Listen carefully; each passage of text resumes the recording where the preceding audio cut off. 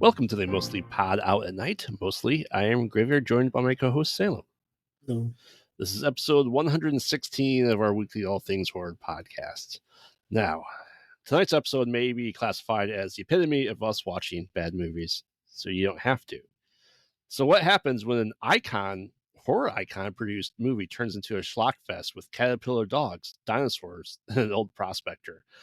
Join us as we open the closet at midnight, have a few cheers with familiar faces, and save the virgin with the first half of the House franchise and determine if we truly ding-dong dished ourselves to death. It's not often that I dislike schlocky movies.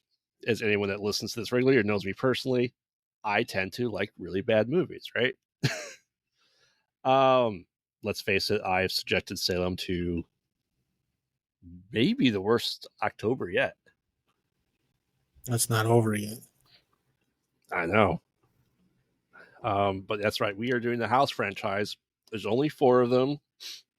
And we were doing House 1, came out in 1985, and House 2, that came out in 1987. Now, when I say, horror icon led, Steve Miner, Sean S. Cunningham, known for making the Friday the 13th series, and a good handful of others. To say the least, spoilers ahead, that this franchise takes a turn for the worse pretty damn fast. So, anything you want to say before we start it up? No, go ahead. All right, so we'll start with House from 1985. Essentially, we are introduced to Roger Cobb, who is a writer whose aunt, we see in the opening scene, from a grocery store driver, hangs herself in her house. And then her nephew gets the house. He's like, you know what? I'm going to write my next novel about my time in the Vietnam War in this. Well, his correct name is Grocery Boy. Grocery Boy. And we know that because when he's walking through the house, he goes, "Hello, it's me, Grocery Boy." So he even refers to himself as his casting name of Grocery Boy. There you go. We can't be bothered to give him a real name. Well, I can't remember the last time I said hello and then just gave my title as if that's my name. Oh, so you don't go, hello, Salem, IT specialist. No, yeah, exactly. Yeah. Well, no, I'd just be like, hello, IT specialist. There you go. As if that's my name, because that's what he does. He goes, hello, it's me, Grocery Boy. Yeah. So essentially, we go to the funeral and we get some backstory that while he was spending time at his aunt's house, him and his wife and his son were there, and his son really just disappeared in the swimming pool. Alluded to that, drowned or taken, but just gone in general, right? And really put his marriage through a rough patch, and that's why he decided to stay there. And then, and I say, Cheers are familiar faces because Norm from Cheers is in this one, and Heath, is it Heath or Cliff? Cliff is in the second one. So he's like, yeah, I'm your neighbor. That woman that lived here, she was really crazy. That's my aunt. Oh, yeah, sweet gal. Looked good for her age. So really, the Cheers comedy inserted heavily into this movie right away with his introduction. Well, I would say this movie follows the standard 80s horror protocol till about halfway through. I can see that. So it's a normal amount of 80s horror movie humor up until about the halfway. That's fair. So anyway, he's kind of going there and he's kind of reliving and thinking about, his time in Vietnam. We get flashbacks throughout the movie to his time with Richard Mole. Yeah. And he was Big Ben. Yeah. We'll spoil it. He was supposed to kill him because he got shot. He's like, I'm done. Finish me off. And he didn't want to. So he's like, I'll haunt you. And he does.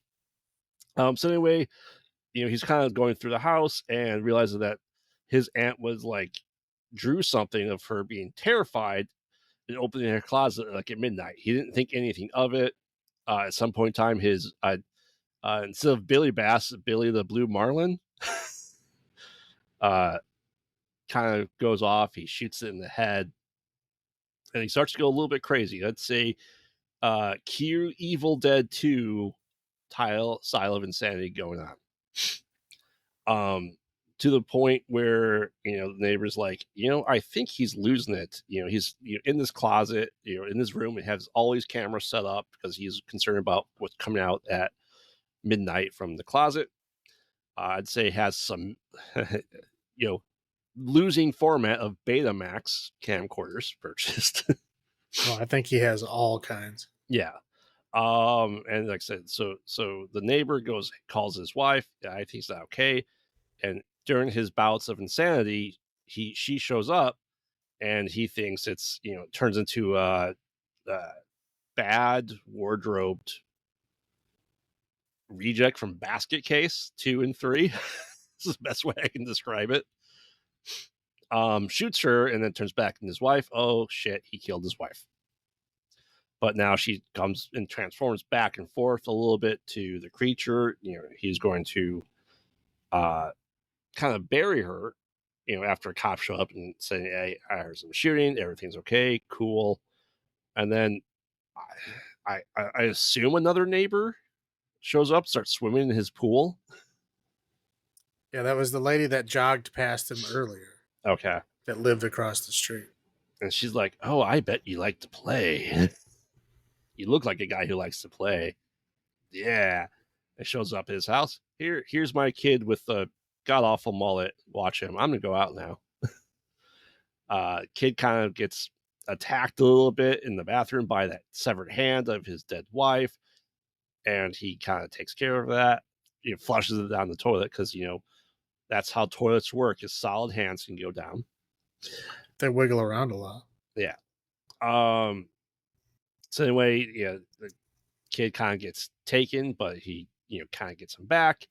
And, she gets picked up, and then he starts, calling his neighbor over. He's like, hey, you ever seen one of these? Yeah. And so Spear gun, I have this really big ass raccoon that is in my closet. It comes out at midnight. I need you here to shoot it right between the eyes.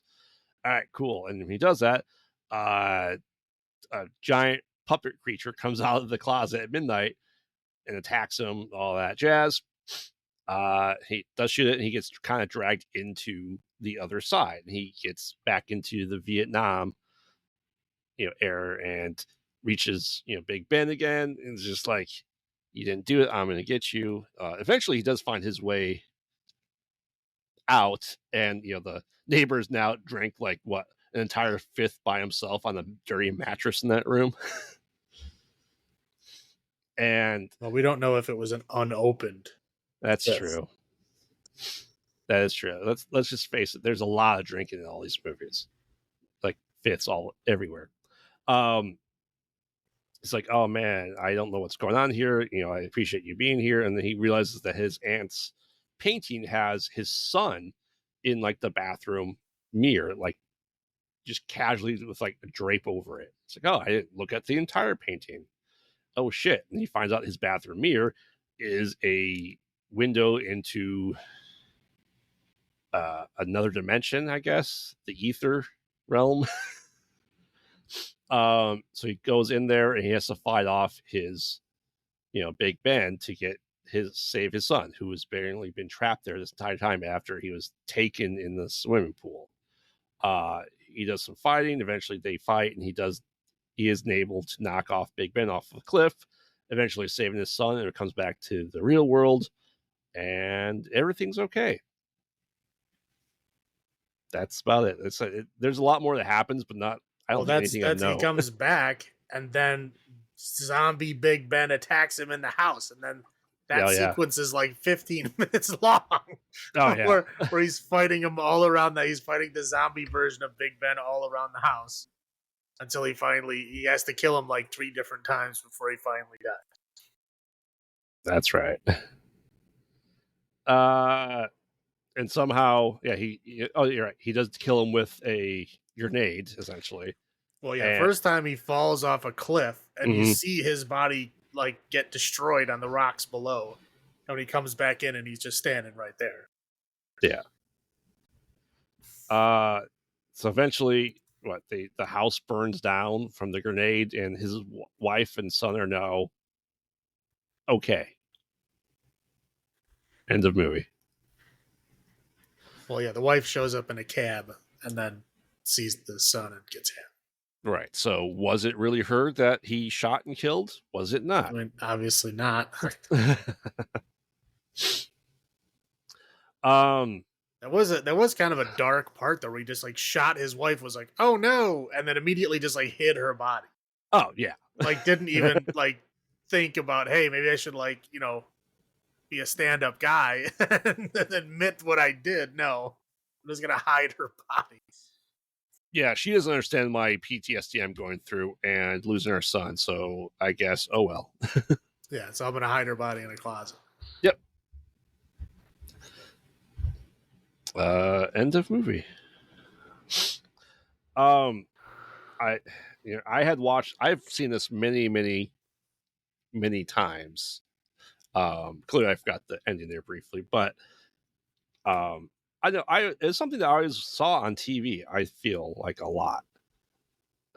Um, and I never had any issues with it. Now, with the first one at least, and I feel like it's been on TV a lot. I feel like the second one was on Comedy Central a lot as well, for reasons we'll get into when we get to the second one. But it's not a horrible movie, I think, from Sean Cunningham and Steve Miner. And it's something that I do have on Laserdisc that I always watch, probably, I don't know, maybe every 5 years. And it doesn't change for me anytime. But what are your first thoughts? Because this is the first time you had seen this, correct? Right. Yeah, no, it's one of those movies that I saw the cover of this movie Mm-hmm. like a million times. Like it's kind of like a severed zombie hand like opening up a door on the cover. Yeah. I've seen that since it came out, and I just never got around to watching. Nobody ever told me it was like good. You should watch it. So I just never really put it on any lists anywhere, and I never really cared. I never saw it on TV anywhere. Like I don't remember ever seeing it on television at all. I feel like it was like with Joe Bob Briggs. Well, I didn't watch that. Well, I did when I was younger, but not with the house episodes apparently. But yeah, no, I saw the Beastmaster like 10,000 times, but I never saw House ever. So yeah, I just never got around to watching it. After watching it now, I can't say that I was upset that I missed anything. I mean, it feels like a cheap PG-13 version of an 80s horror movie. So interesting fact is House 4 is called Evil Dead 4 in other countries. Well, because 3 is also known by different names in other countries too. It's like they have like anthologies, and they just like take a bunch of foreign movies that are unrelated and they put them in like an anthology, a named similar anthology, and then just put the names in there. So it's not like Evil Dead 4 as in the continuation of the Evil Dead series. It's their own Evil Dead series that are 4 completely unrelated movies. Right. So yeah, but you can see, like, I think what happened was when I started watching this the first time was because of that, right? I'm like, oh shit, is the 90s, didn't really have internet. Maybe this is part of Evil Dead. And that's probably how I watched it the first time, quite honestly. Which makes sense for me. But, now I know better that it's definitely not Evil Dead. But I probably saw it at like Suncoast back in the day. And that's how I was used to it. But yeah, you're right. The cover always saw all the time.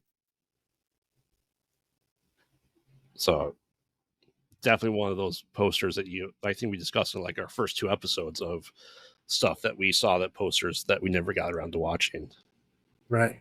So, All right. Well, let's get into our highlights. I will go first. Um, with this being Sean S. Cunningham and Steve Meyer, they brought their longtime collaborator Harry Manfredi to do the soundtrack. So I really enjoy the soundtrack because I think Harry does fantastic work in 80s horror. He's one of those names that you just kind of see everywhere. Um, I do like Norm, the neighbor. I think he adds. He's the jokester to Roger's straight man, right? I think he plays it off really well. I also really enjoy the house itself. Like I would love to have that house. It very reminiscent of like the setup to Stu Macher's house in Scream, which I think they also use for Charm. So the house is gorgeous. I do like that. And when it's not the I guess folded greasy puppet people, the other creature effects I think look pretty decent. Very reminiscent of like Ray Harryhausen stuff that they used, and for like Evil Dead, and we got Evil Dead 2 and Army of Darkness. So I do enjoy that overall. And it's just an interesting story. It's a possessed house, essentially an evil house with a link to another dimension. So it plays into that. Is he going crazy? Is he not going crazy? Pretty well as for me. That's about it though. What about you? Um, I will say I did like the paintings that the ant made. Mm-hmm. They were, I don't know, kind of in that weird '80s like style, Mm-hmm. but also there's like interesting looking stuff. There's one of like a naked woman being like harpooned by hovercrafts in a desert.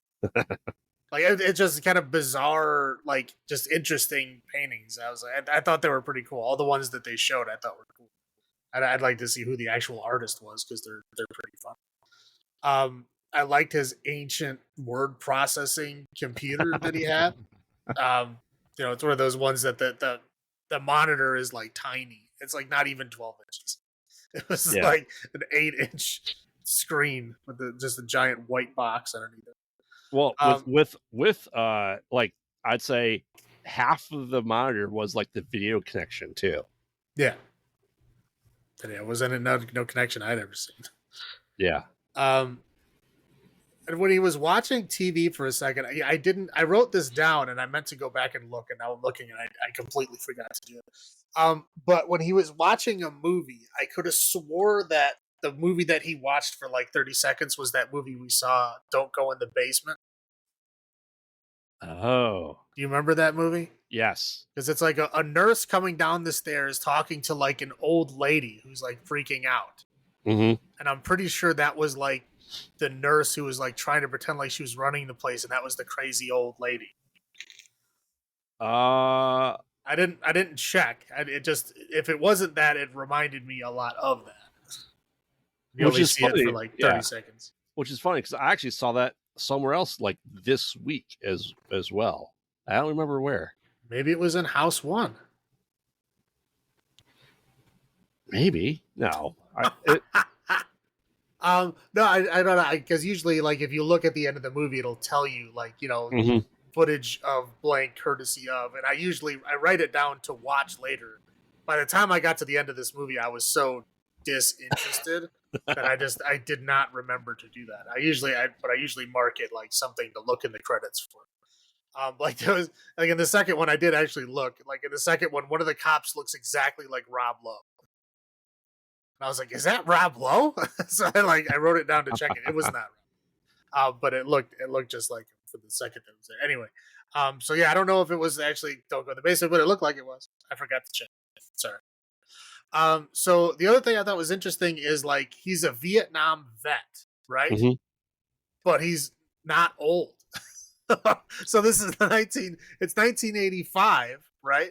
Mm-hmm. So Vietnam, so like Vietnam ended in what, like very early 70s. So Yes. like he could be he's like he doesn't even have to be 40, which is like it kind of blows my mind because you think about Vietnam vet now, and they're like 70 years old. That's my dad. Yeah. So that's what I'm saying. Like that's how old they are. That's just the way it is. But in '86, it's like they could still be young enough to be film protagonists. It's just an interesting thing to get your head around. It's like, wow, that's pretty interesting. Well, he was also supposed to be the original Luke Skywalker. Okay. Before Mark Hamill got it. Yeah, that I don't like his hair, so I don't think he would have made a good Luke Skywalker. But yeah, it was just interesting. But so I thought they did good effects for the closet monster. The closet monster was the actual scariest thing about this whole film. The closet monster was actually like scary looking. It had like multiple like skulls and stretched out and like jaws and teeth and like all these like tentacles and limbs and stuff. It was like a scary thing. Oh, this is where the budget went. Yes. Yeah, apparently. Like I think the closet monster came from a different version of this movie. I think they made the one monster and they're like, oh, we're changing directions. Can you make all the other monsters look like cartoons? And they did, but this one I think like came through first before they changed the tone. Because this one is like actually scary looking. The rest of them like just look like goofy caricatures. But that one was good. Yeah, like George Wendt, who you mentioned before, Norm from Next Door. Yeah, I thought he did a fantastic job. I mean, yes, he was mostly comic relief and mostly like sometimes he played the straight man to his I'm going crazy. Do I have PTSD or what's going on? But I thought he did a good job. I can't say that the lead actor did a good job because I don't think that he did. I thought it was goofy. He just plain goofy. I don't know how else to describe that, but George Wendt was a good supporting character for sure. Yeah. The kid had an actual Skeletor toy, which I was like, oh shit, Skeletor. And then I thought that Zombie Ben at the end was pretty good. It looked fun. I mean, obviously, you're looking at him for too long, you can see, oh, that's just gloves. Oh, that's just the suit.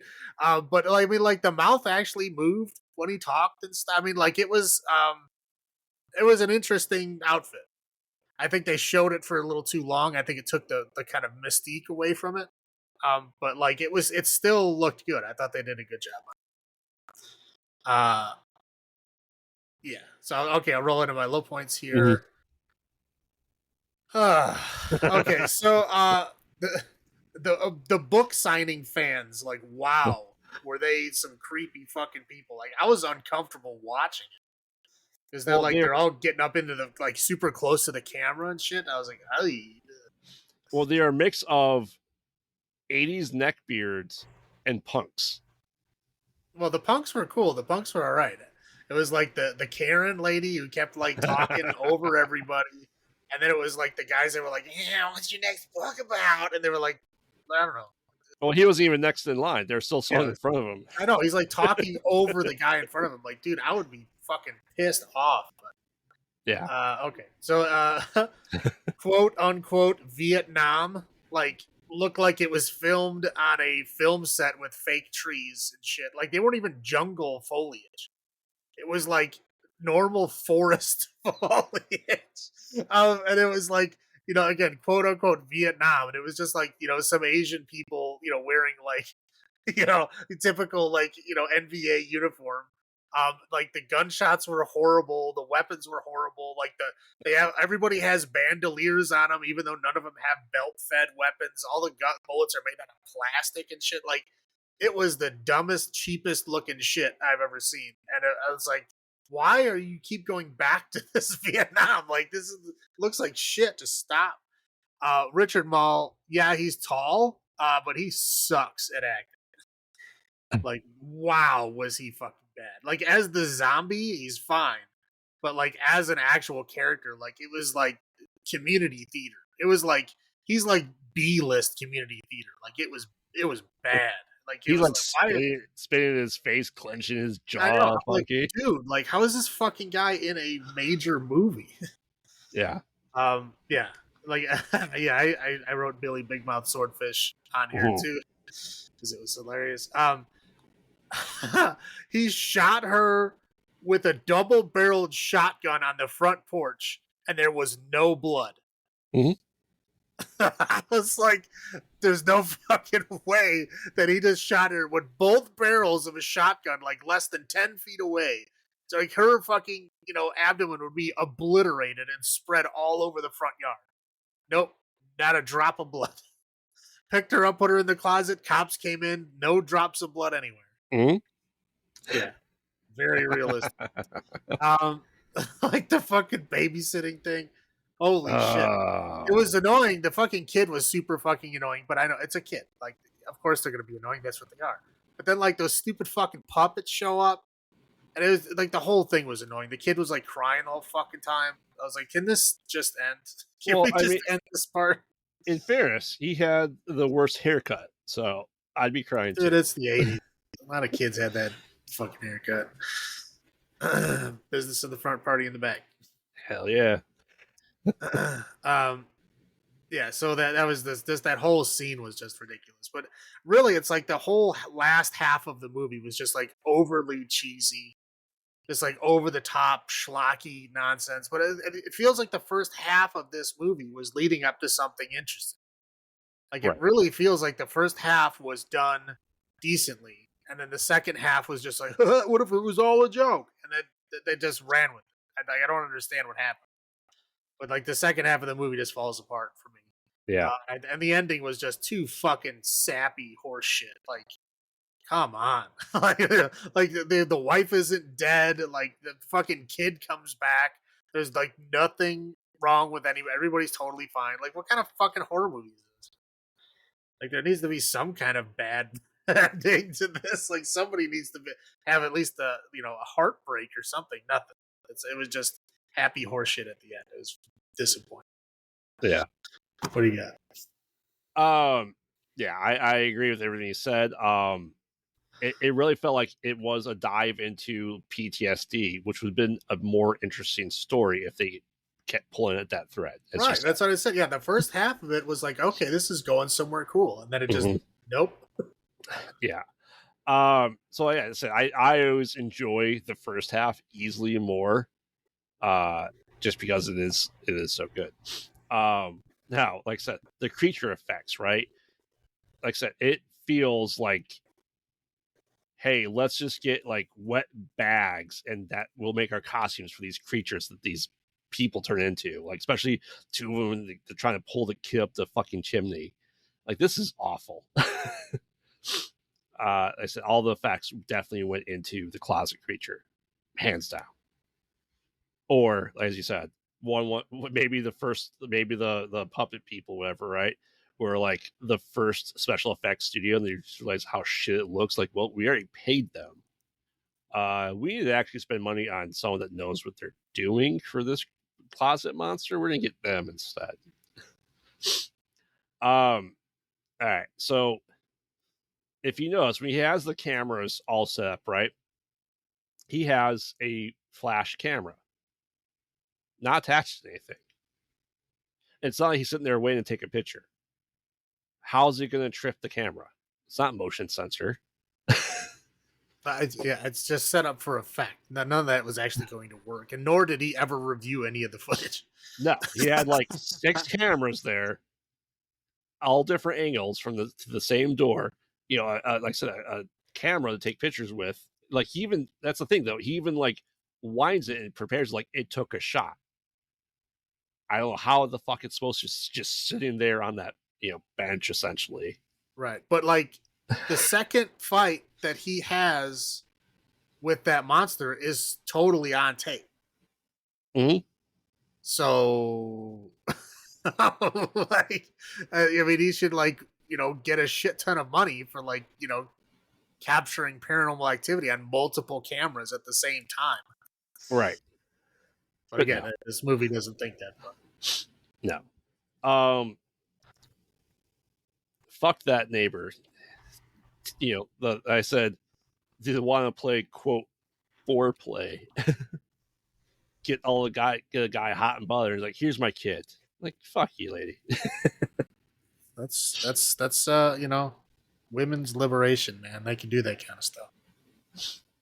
Yeah, and I don't honestly, who, she doesn't know this guy. And I'm just leave you like what, my 2 or 3-year-old kid there with you? See ya. Okay. This is 1985, sir. I know. Are you sure? Because in I mean, 1985, my mom would open up the front door. It's nice outside. I don't want to see you back until the streetlights come on. She didn't fucking know where I was. She didn't give a shit where I was. I Go mean, out and fucking do something. Leave me alone. Give me some fucking peace. Go play with other people. Like, they didn't give a shit where you were, what you were doing, as long as you weren't there bothering them. That's how it was. I mean, I was 1, so it's entirely possible that my parents dropped me off at some random people's houses. I'm just saying, dude. There's a lot of times I was at people's houses. I didn't know who the fuck they were. There's a lot of times my mom was just like, go out and play. And I would like go blocks and blocks and blocks away. You know, like there was supposedly rules of like, don't cross any busy streets. But like, I mean, we always did. Oh, yeah. You know, I mean, like we would go miles away. You know, because you got a bike. Yep. Right? You could go miles away. They don't know where you are. It doesn't matter where you are. Yeah. Like now it's a different story. Like a child goes to a park by themselves, people will call the fucking police. Yeah.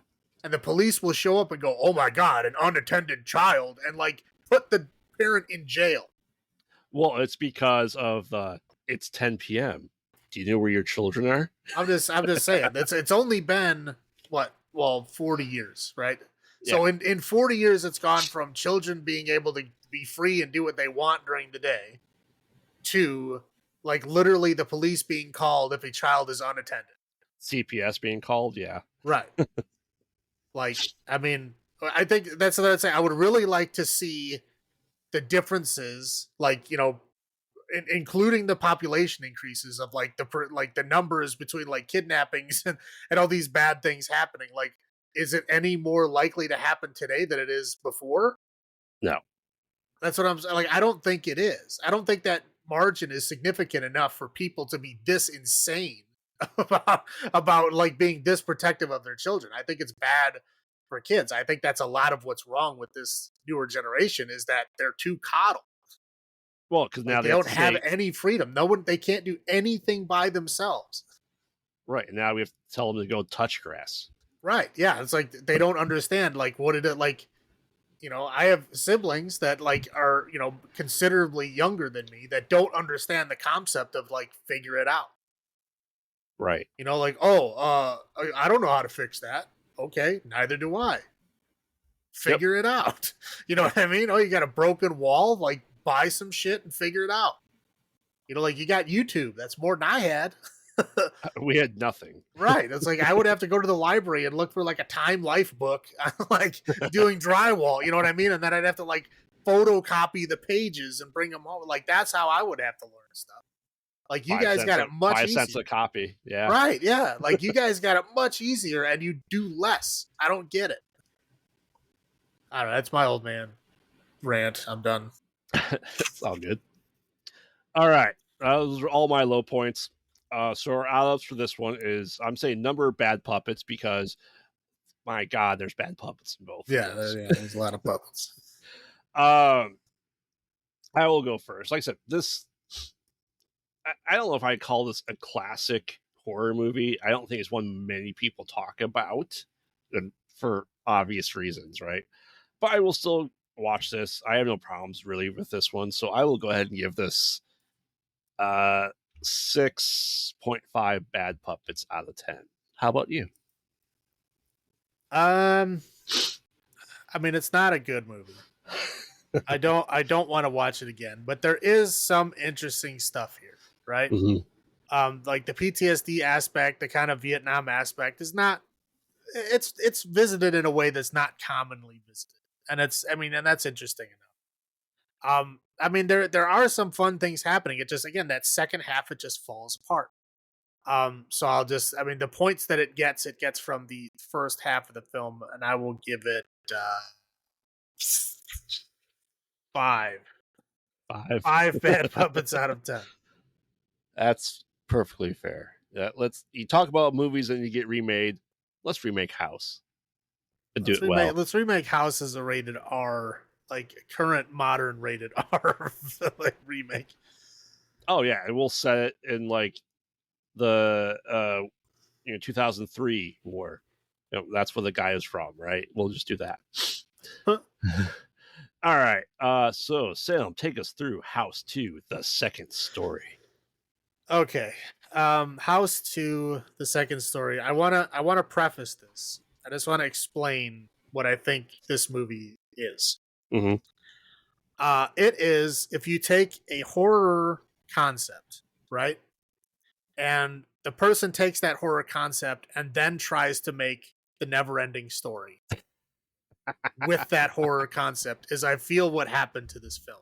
I don't know exactly what the fuck happened. Like, I don't know what these people were smoking or drinking or injecting. I don't understand, but I will try to get through it as, as much as I can here. So, we open up with a screaming fucking baby, which is my favorite fucking thing to open Mm-hmm. up with.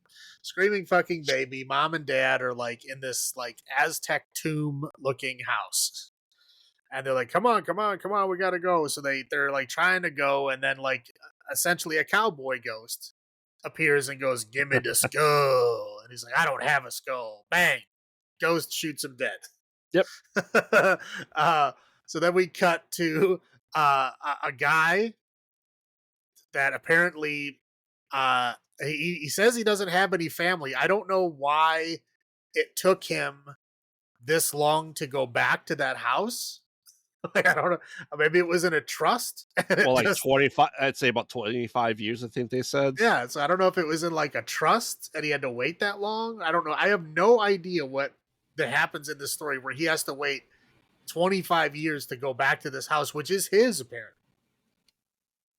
They don't explain it. It just happens. He just shows up. He goes to this house with his girlfriend, or sorry, his fiance. And they're like, okay, we're gonna live here now. And they Yep. go in the same Aztec tomb house. They're like, yeah, we're gonna live here, and it seems like a kind of normal opening for a horror movie. He like opens up like a photo album, and he's like, oh look, this must be my great great grandfather. Isn't that interesting? Yeah, that's so interesting. And then all kind of schlocky cheesiness breaks in with his friend Charlie. I don't know what their relationship is. I thought they were brothers at first, but then like later on they still explicitly said they weren't related. Right. So I believe it's just his friend. I'm sorry, his friend Charlie shows up drunk in the middle of the night, and like literally he comes in just with like a whirlwind of the cheesiest goofy 80s shit you can possibly think of, right? Blasting shitty 80s music. Like, let's party all the time. It's like it's bad. So he comes in, immediately raises the schlocky level of the movie. But anyway, he comes in and they immediately start talking about, oh yeah, this, my great great grandpa was here.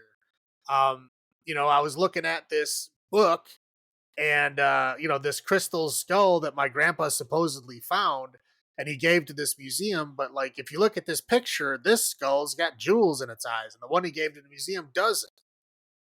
So he's like, I think he might have buried himself with it. Logical conclusions. So him and Charlie decide to go and dig his grave up. So I don't know if the graveyard is on their property. I'm guessing it is. Yes. Yeah, But 'cause he anyways, comes out of the graves like, my house. yeah. So they go back there, they dig up the grave. His great grandfather is a mummy that comes alive from the grave. Tries to kill him at first, then he introduces himself as his great great grandson, and then they're like best buddies.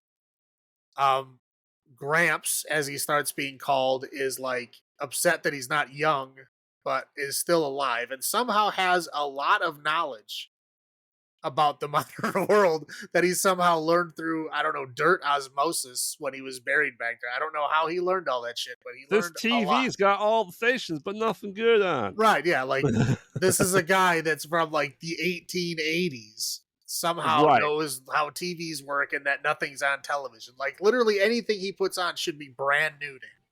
Yes. Anyway, so yeah, that's that. There's a weird subplot where Charlie's girlfriend is a singer, and I don't even remember the lead dude's that Jesse's is the lead guy. His girlfriend is a record producer. Well, And so like With Bill Maher, yes, that's true. well, yeah, Bill Maher is her boss. Yeah. So she plays her music. The record producer lady goes, "This is great. Let's get you signed." And then they leave the film for like an hour. Mm-hmm. They're just gone. Mm-hmm. And so we have like the wacky adventures of Jesse and Charlie and Gramps, right? They're just like doing all kinds of goofy fucking shit, like learning about, he's telling them old stories about his old partner, Slim Razor, who, tried to get the skull his whole life, but never managed to. And then he had to kill him because he tried to steal the skull, blah, blah, blah, whatever. So then all of a sudden they're like, "Oh, do you hear that? What's that? I hear something." They go upstairs and there's a full blown Halloween party going on. I had a party, invited everybody. Yeah, I forgot I invited people over for Halloween. Like, wow, okay, you didn't hear them. How do you not hear a party? How do these people let themselves in? I don't know. I don't get the concept. Anyway, Well, they let themselves in with food, alcohol, music, decorations. There's decorations all over the place. Everybody's wearing a costume. It was like, I don't know. Somebody must have planned the party. I don't know who it was. So anyway, so they're all having a good old time. Gramps comes up and is like trying to hit on some lady. And he's like, "Oh no, they're gonna see him." He's like, "It's Halloween, look, pretend like he's in costume. It's fine." So they're all partying down, and then a guy who's credited as Arnold the Barbarian, mm-hmm. played by the same actor who played Buzzsaw in The Running Man. He comes in. He's just like this giant muscle-bound guy. He comes in, he grabs the crystal skull, and he goes back into the bedroom, which then becomes a portal into a jungle land where humans and dinosaurs coexist. Right. Grandpa specifically says he's from the Stone Age. Mm-hmm. You go through it. Yeah. Again, dinosaurs and humans are living side by side here. Mm-hmm. And somehow Arnold the Barbarian has a mass-produced knife. It is very clearly a knife that has been made in a factory. Well, I don't know. He's evil, so you get your own sword and you become evil. Yes. So they go in there. They go to fight him. Obviously, he beats them, but then like a giant rat creature eats him. And then they're like, "Oh, look, the skull's right here." And then it gets grabbed by a pterodactyl. They have to climb a big tree to get the pterodactyl. A baby pterodactyl hatches out of an egg, grabs the skull and won't let go.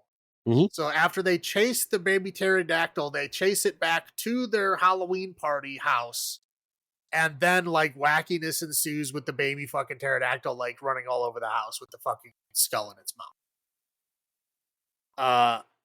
Okay. So then at that point, the girlfriends and Bill Maher entered the film, and Bill Maher is now the record producer girlfriend's boss, who's there to I don't know, sign her. I guess that's what he's there for. So they're all at the party. For some reason, one of Jesse's ex-girlfriends shows up and starts trying to make out with them.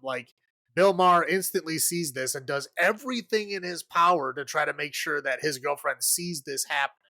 Right, so she can leave with him. Right, yeah, so she can leave with them. Anyway, that kind of culminates into they're in the kitchen when Gramps is there. He tries to hide Gramps in the closet, and he basically tells him the whole story. My ex-girlfriend is not in the closet, it's Gramps, and he's a mummy, and going on and on about the skull and stuff. And he opens up the closet, and it's his ex-girlfriend. Rochelle. Wah, wah. Wow, that's so hilarious. And it turns out there was a secret room back there, which is not referenced or used in any way. It was just there for that stupid fucking joke. That was the whole reason it was there. So she gets all upset, and they leave the entire film. Mm-hmm. They just don't come back. Bill Maher and the two girlfriends are just gone. I don't, Poor Maid Marian. yeah, I know. It's like I don't know what the fuck the point of any of that was. I don't get it. And then Charlie is now like, yeah, we're free now. We can party all we want. So then they like finish partying that night, and then at some point in the night, oh sorry, when they came back with the baby pterodactyl, they also brought back what I can only describe as a dogapillar. Yep. It's a caterpillar, a green caterpillar with like a dog head, and it's Yes. just there to be cute and bark. That's all it does. So anyway, so Gramps is all like, "Oh, the skull is back. I'm all good now." Like, whatever. So then, as they like party and pass out, then like Aztec people come into the house and steal the skull and escape into the fireplace.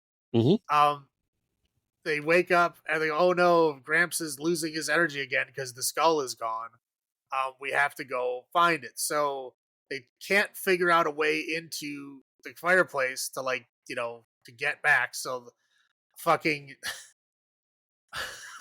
Cliff from Cheers, Ratzenberger shows up as an electrician. Is like, "Oh, let me fix your electricity." Rips all the wires out of the walls. "Oh, look at this! I found a portal to another world. Oh, and by the way, I'm also an adventurer." And he pulls a sword out of his toolbox. And they all grab swords from somewhere, and they all go into this alternate dimension hole in the wall to this like Aztec sacrificial pyramid, where they're going to sacrifice some random Aztec girl to the She's a crystal virgin. skull. Okay, sure. Did she tell you that? No, because Charlie makes a comment. That's a virgin. I've never had one of those. How the fuck would he? You can't tell by looking at someone. He doesn't speak fucking Aztec. He doesn't. You don't understand Charlie's knowledge, okay?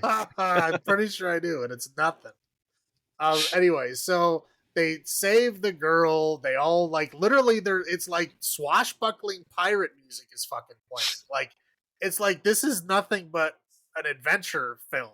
Like there's nothing horrible about like stuff going on. Anyway, they rescue the girl. They get the skull back. They're like literally like swinging from. It's like a fucking Errol Flynn movie.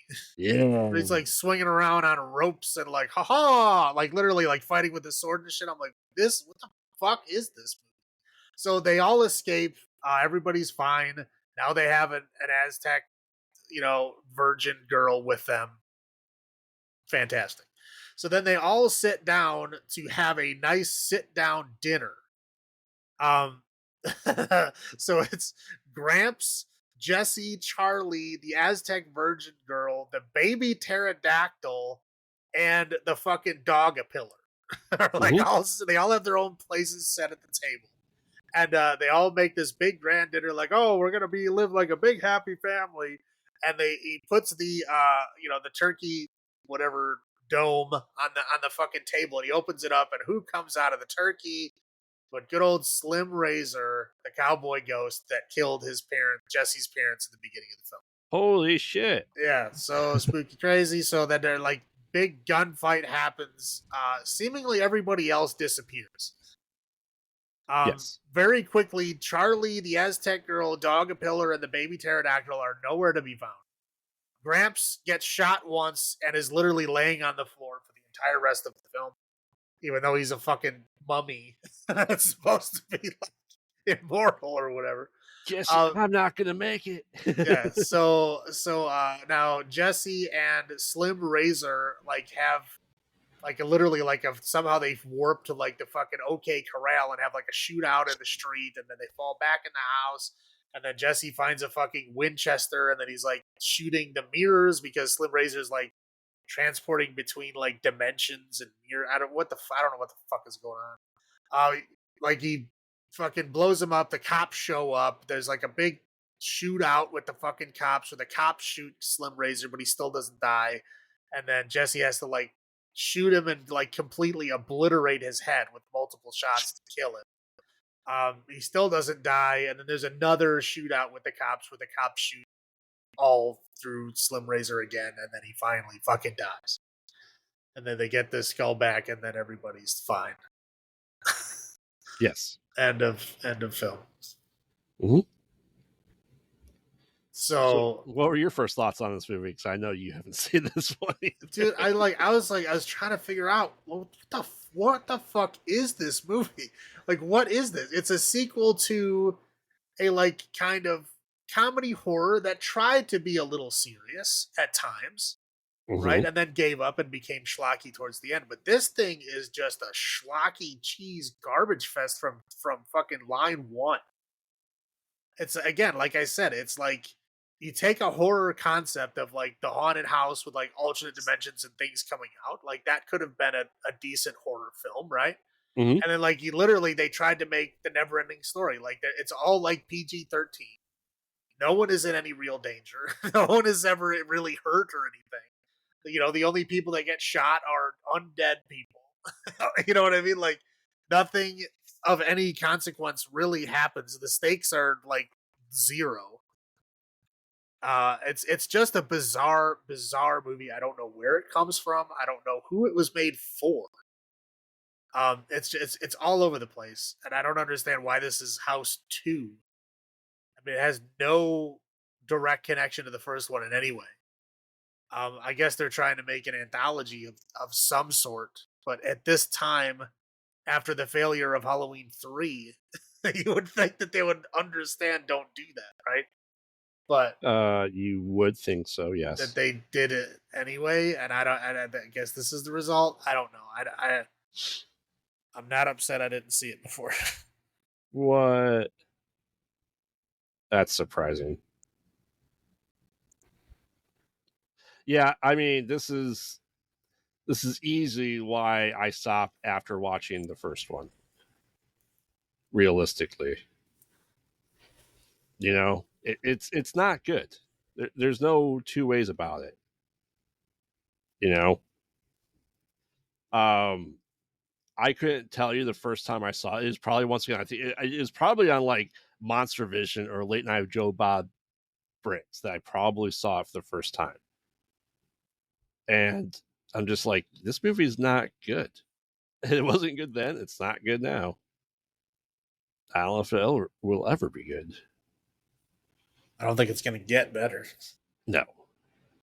So, but yeah, listen, I'm not disappointed. I always skip this one.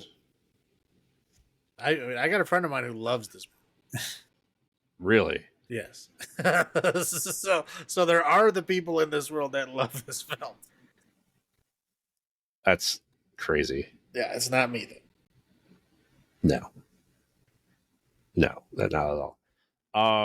So do you want to start with your highlights then? Sure. All right. Okay, so a ghost cowboy with a gun is fairly rare. A ghost cowboy that kills people with his ghost gun is even more rare. And that's interesting. And he actually kills his parents in the beginning of the movie. They're dead with his ghost gun. So Mm-hmm. that's fun. I mean, the house design was pretty cool. I mean, it's like it literally looks like an Aztec tomb. You know, you'd think if you're trying to hide like an Aztec, you know, like sacred treasure, you wouldn't like make your house look like an Aztec temple so that they could, you know, What? people would try to hide it or whatever. Yeah. Again, Bill Maher being in this movie is hilarious to me. Yes.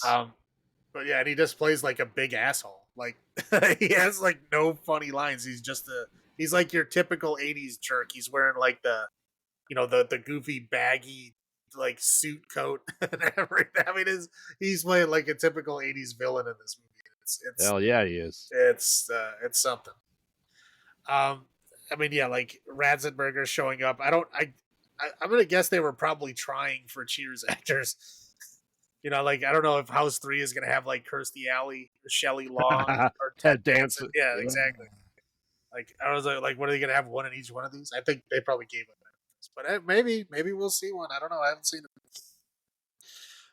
Okay, the dog pillar. It was cute. The baby pterodactyl was annoying as shit. Like that. I hated that fucking thing. Is a precursor to I'd say dinosaurs. Yeah, but the dog pillar was adorable. I will give it that. And I did like some of the stop motion effects that they had. Like Slim Razor's horse was like a kind of a zombie horse that they did stop motion with. They did like the zombies. They did like stop motion stuff with the dinosaurs. You know, like I Hmm. mean, they did some interesting stop motion work in there. And I like stop motion, so that was stuff was cool. That's all I got. All right. Yes. Bill the electrician / adventurer. Fantastic. I think he for the little he was in, easily the best part of the entire movie. Well, I think he knew what movie he was in. Oh, yes. I don't think anybody else fucking knew what movie they were in. Correct. He was just having fun with it. And I think it shows. So I did appreciate him for that. Rochelle, she's cool. Wow. Why Rochelle? She was a drunk ex that showed up deliberately trying to steal somebody away from his live-in fiance. Perfect. Okay. Yeah, it's just, we had Lisa from Friday. She was the psychic in Friday the 13th, the girlfriend. So I mean, like I said, there was once again horror people in this that you would just go, okay, they're here. Why are they here, right? But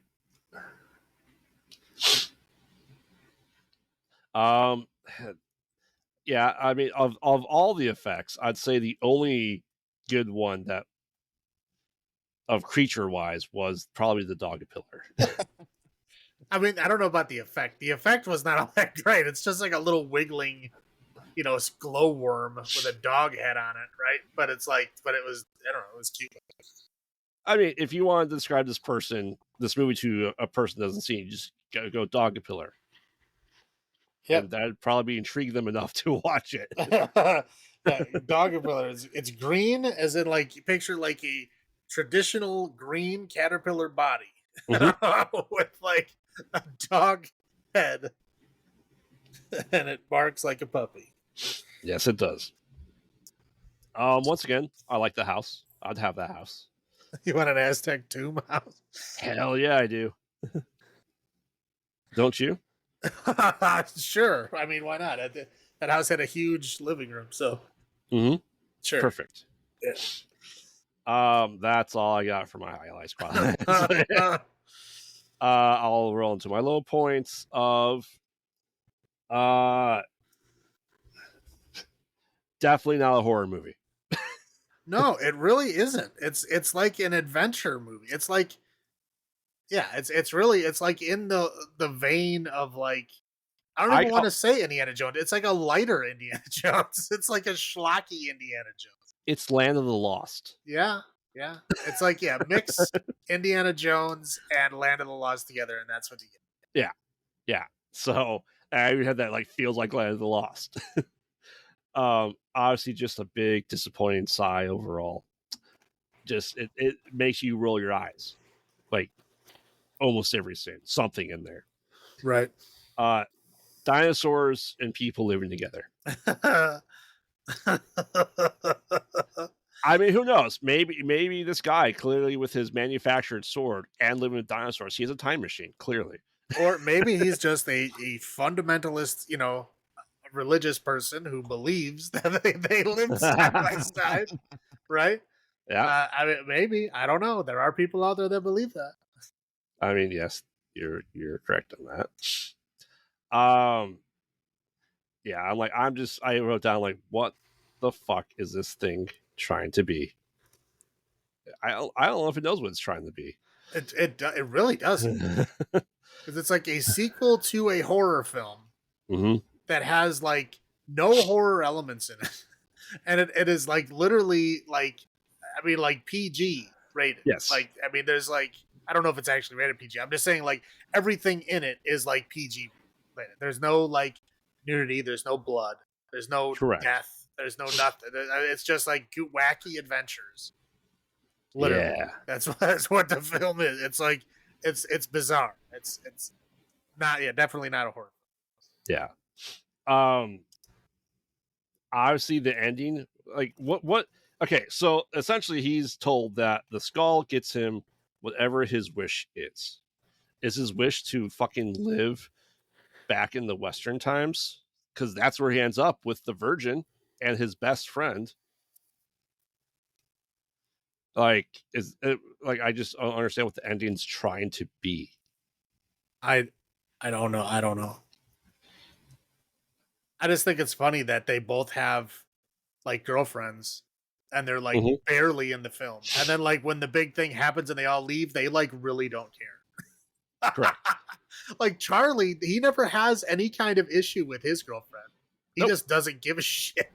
He's like, whatever. Yeah, I helped you get a record deal and whatever, but I don't care. Please don't talk to Yeah, it's fucking Maid Marian. me. Yeah, it's very strange. Yeah. So yeah, I really wrote down what the fuck is that ending. So how about you? um. Okay, I'm gonna complain about that fucking baby crying. Holy shit, dude! It felt like it was like 5 minutes. I'm like, is Yes. this necessary? Is this really necessary? Why does a baby need to be crying the entire scene? Like, show the baby crying. I get it. Like, we understand there's a baby there. We don't need to hear it the entire time. It's not like sonar. But yeah, that was annoying. As soon as Charlie showed up, it was just nonstop cheese. After that, like the first like 2 minutes before Charlie gets there, it was like, oh, this is like the standard intro to a haunted house movie. Nope. Yeah. He could have easily been played by Jim Carrey. Yeah. Like I don't yeah, I know we talked about it, but like I don't understand the thought process of like, let's go dig up my family grave. Like, what? No one does that. No one And the ever grandpa's does like, that. I've been waiting 70 years for Yeah, like, so. why don't you leave a fucking note? You know? Why don't you say, hey, why did somebody dig me up in 100 years or whatever? Like nothing. I mean, holy shit, the acting in this movie is fucking terrible. It is like painful. It's like physically painful to listen to. It's bad. Mhm. Yeah, we already talked about the inaccurate time travel. Um, yeah, like I said, yeah, Gramps knows all kinds of shit about the present. The only thing he like didn't know was how to drive a stick. But he got a hold of it pretty damn Yeah, fast. no, he learned right away. Like he learned, he knew automatic, and he understood the concept of manual, and then just had to like finally learn, do it on purpose. That's what I got. Everything else, he was completely comfortable and normal with. Sure, Gramps. Uh-huh. Got it. Yeah, like we said, dinosaurs, the plainly manufactured knife. I mean, the dinosaur effects, the ones that weren't stop motion were like, I don't know what the fuck that rat thing was. It looked like a lump of fucking oatmeal or something. It was not very well done. But it felt so long watching this movie. Like I was watching it, I was like, it had to have been like 2 hours. It has to be 2 hours. How long is this movie? And I checked it. It was like, it wasn't even an hour yet. Uh-huh. Like, It my feels like God. forever. Yeah. I was like, this thing just never ends. And yeah, it's like, what happened to the horror in this film? And what the fuck is this Wild West bullshit? Yeah. Yeah, that's it. All right. Well, why don't you go ahead and go first for how many bad puppets out of 10 do you give this movie? This one, yeah, I mean, it's definitely worse than the first one. Oh, Uh, hands down. yeah, I mean, there's some interesting things and fun things in this. It just gets drowned out by all the nonsense. Mm-hmm.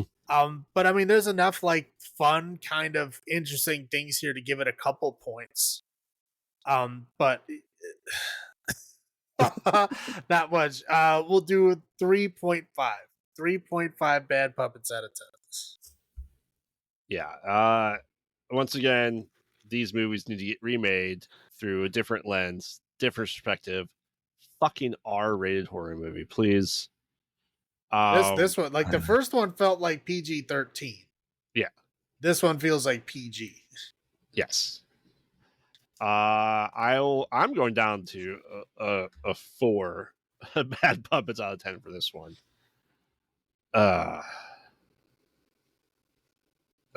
This is said. I would normally stop the franchise at this point in time. So Yeah. before I got to this one. Like I said, I was looking up the next ones. I'm like, oh my God, how much worse can it possibly get? But the next one looks like it's not in the same vein at all. It doesn't even look like it has a house in No. it. So I don't know. I don't know. We'll see. It's got Lance Hendrickson and the one of the replicants from Blade Runner. That's what I got. Yes. Anything else to add before we close out? Nope. All right. So our October Spectacular continues next episode with the Last House franchise episode. Thankfully. Will the franchise return to horror with the likes of Lance Hendrickson join and a slight name change? Will Roger coming back with the fourth one set in the 90s redeem itself?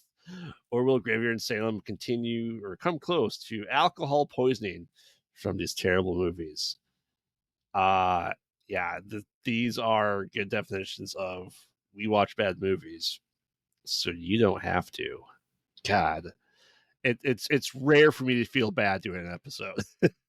I said these have been getting worse and worse as we're going along. So. Well, this is why we have the November cleanse. Yeah.